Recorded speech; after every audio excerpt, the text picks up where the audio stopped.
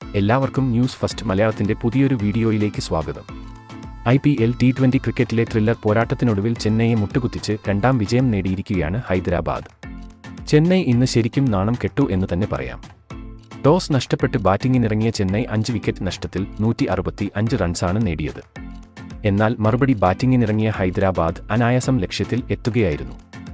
മത്സരം വിജയിച്ച ശേഷം ഹൈദരാബാദ് ക്യാപ്റ്റൻ പാറ്റ് കമ്മിൻസ് പറഞ്ഞത് ഇങ്ങനെയായിരുന്നു: ഇന്നത്തെ മത്സരം വിജയിച്ചതിൽ ഞങ്ങൾക്ക് വളരെയധികം സന്തോഷമുണ്ട്.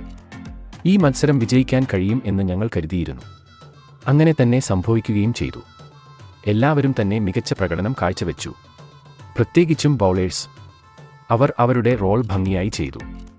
അതുപോലെ തന്നെ ബാറ്റർമാരും നന്നായി തന്നെ ബാറ്റ് ചെയ്തു.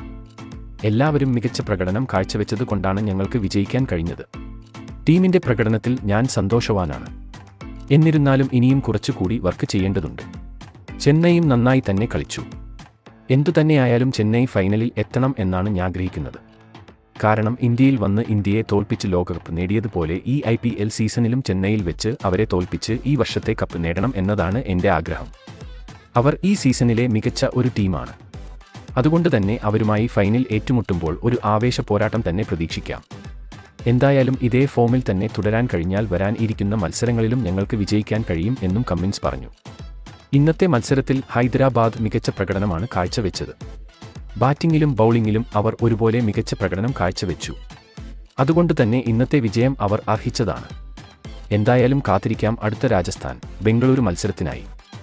ആരാകും നാളത്തെ മത്സരത്തിലെ വിജയി എന്ന് താഴെ കമന്റ് ചെയ്യുക. അപ്പോൾ ഇതുപോലെ കൂടുതൽ ക്രിക്കറ്റ് വാർത്തകൾക്കായി ഈ ചാനൽ മറക്കാതെ സബ്സ്ക്രൈബ് ചെയ്യുക.